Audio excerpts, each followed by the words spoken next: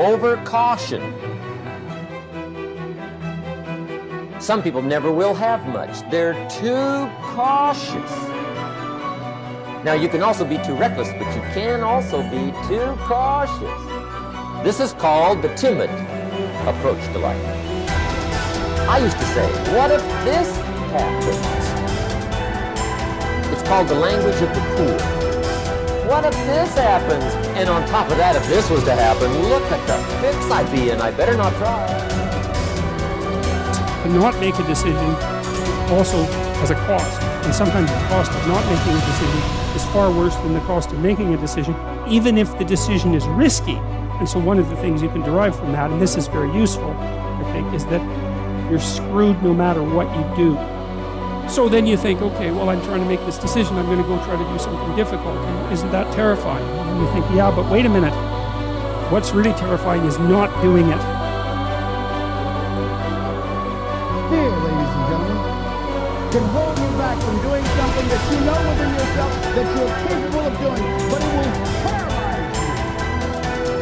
And it seems like you're in a hypnotic spell. I ask you a question, what is the benefit? What's the benefit of allowing fear to hold you back? What's the benefit of giving up on yourself, of not stepping out on life and taking life on? What is the benefit for you? What's the plus in that? You're going to make some mistakes. You're going to hurt some folks' feelings. You're going to create some enemies whenever you decide that you want to begin to take life on. You've got to ask yourself, how long am I going to allow this to hold me back? I like what Zig Ziglar says. He said, fear is false evidence appearing real. That is an illusion that we create in our mind. It is a state of mind that can be changed. The first thing you've got to realize is that most of the fear that you have isn't a reality. It's just built up in your head. So what you need to do to overcome your fear is to go and face it, go and look at it, go on the attack, move towards it. That's what you need to do if you're afraid of something. Don't hide from it. The more you hide from it, the scarier it gets. Don't allow that to happen. Instead, confront it, face it, and get out. You know, if you take people, and I've told you this, and you expose them voluntarily to things that they are avoiding and are afraid of, and they know they need to overcome in order to meet their goals, their self-defined goals. If you can teach people to stand up in the face of the things they're afraid of, they get stronger. And you don't know what the upper limits to that are, because you might ask yourself, like, if for 10 years, if you didn't avoid doing what you knew you needed to do, by your own definitions, right, within the value structure that you've created, to the degree that you've done that, what would you be like?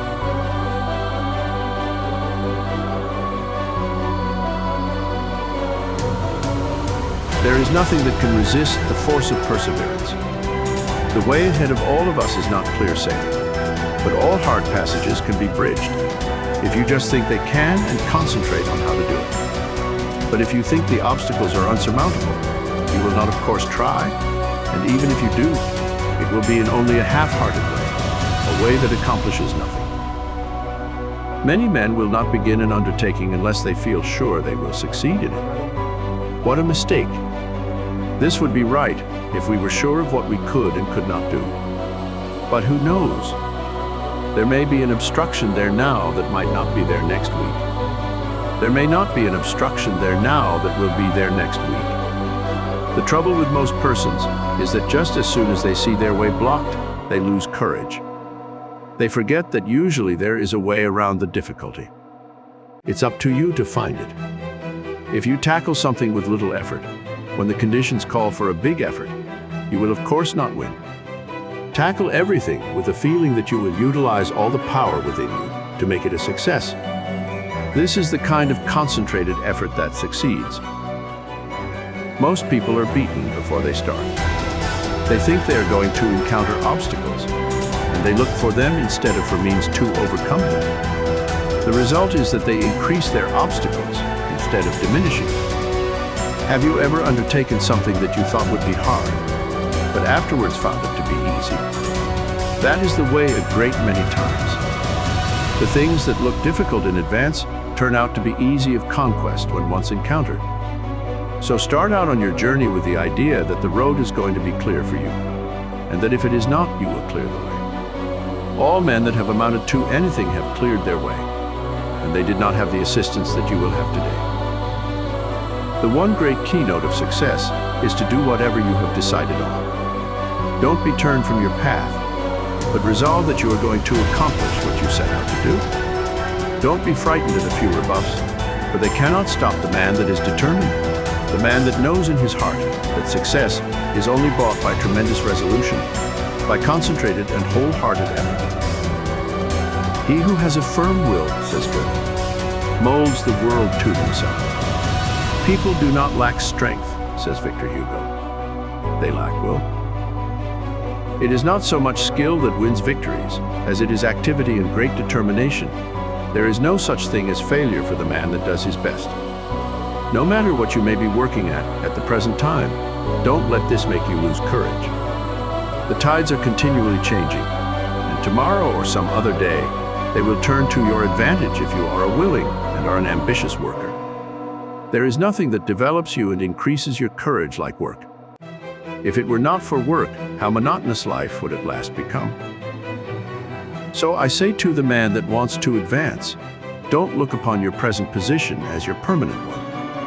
Keep your eyes open and add those qualities to your makeup that will assist you when your opportunity comes. Be ever alert and on the watch for opportunities.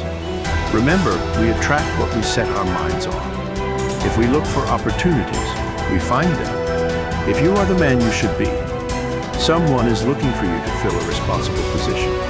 So when he finds you, don't let your attention wander. Give it all to him.